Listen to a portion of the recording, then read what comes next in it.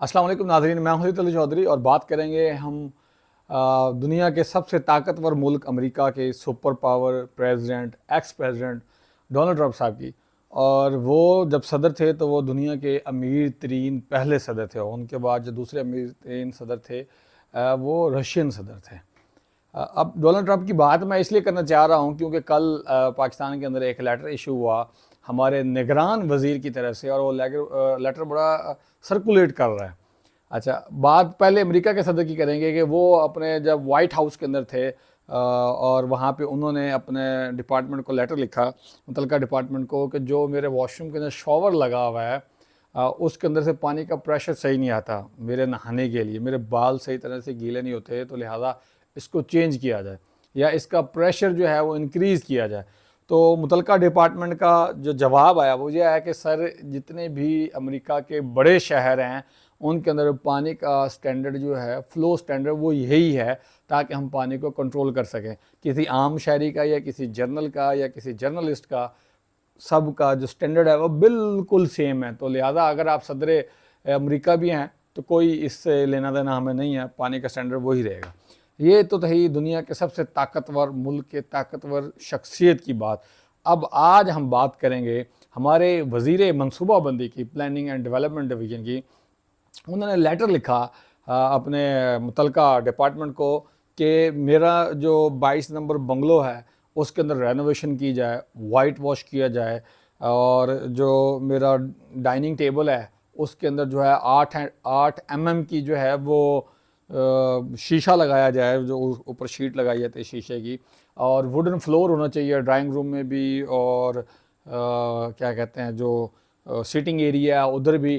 Kitchen के अंदर king size जो है वो रेफ्रिजरेटर होना चाहिए, और इस्लामाबाद का मौसम बड़ा खुशगवार रहता है तो मेरी बालकनी के अंदर ये चीज़ें सेट कर दी जाएँ। और इस तरह की बेतहाशा उन्होंने फजूल जो है बकवासात की या डिमांड की, माज़रत के साथ ऐसा अल्फाज जो है वो इस्तेमाल करना चाहिए हमारे सियासतदानों के लिए, क्योंकि जितनी ज़्यादा हमने इज़्ज़त इन लोगों को दी है उतना इन लोगों ने हमारे हमारे मुल्क और कौम का बेड़ा गर्क किया है।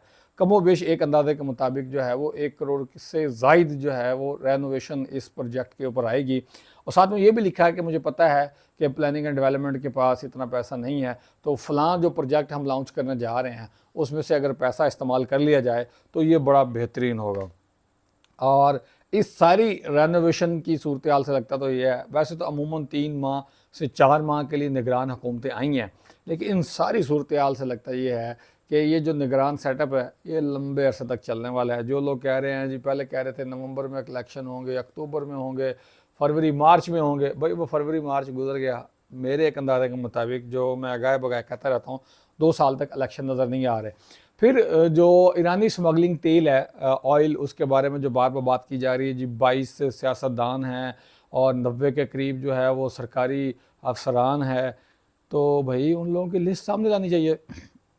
जनरल सैयद आसिम मुनीर बाजवा साहब ने, सॉरी, ये बेड़ा तो उठाया है, करप्शन, चोरी और इस तरह की चीज़ें नहीं हम बर्दाश्त करेंगे, और हमारे मुल्क को कौम इस हालत में नहीं है कि ये ज़्यादा से ज़्यादा हो। तो सर फिर थोड़ा सा और भी जश्न करम जोशी का कदम उठाएं और इन सब लोगों को उठा के फिर अंदर करें, जो सरकारी मुलाजमीन हैं। और फिर बहुत सारे सवालात, ये IB हमारे इंटेलिजेंस ब्यूरो ने रिपोर्ट दिया प्राइम मिनिस्टर ऑफिस में, तो अब फिर इसके अंदर जो DGFC हैं कोयटा में, और उनके ऊपर भी सवालात उठते हैं, वो मुलविस हैं या नहीं है, इसके ऊपर भी इंक्वायरी होनी चाहिए। कोर कमांडर कोयटा, उनके ऊपर भी इंक्वायरी होनी चाहिए।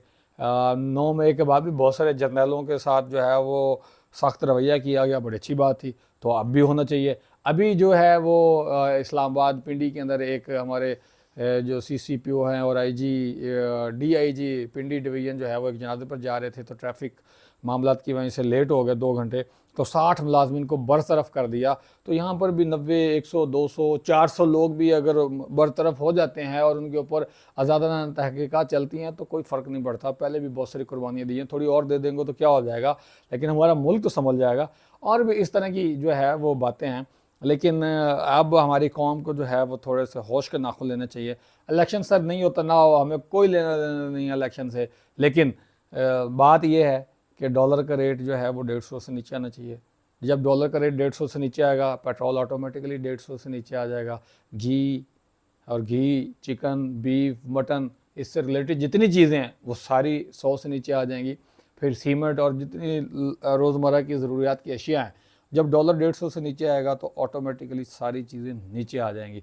आवाम को उस वक्त किसी भी चीज़ से कोई लेना देना नहीं होगा। कोई जर्नल बैठा है, कोई ब्यूरोक्रेट बैठा है, निगरान सेटअप बैठा है या मुंतखब नुमाइंदगान बैठे हैं, आवाम को इससे कोई लेना देना नहीं।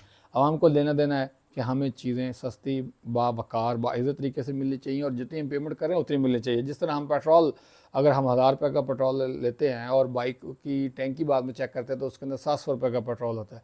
पैसे तो हम डबल ट्रिपल भर रहे हैं, लेकिन चोरी क्यों हो रही है हमारे साथ?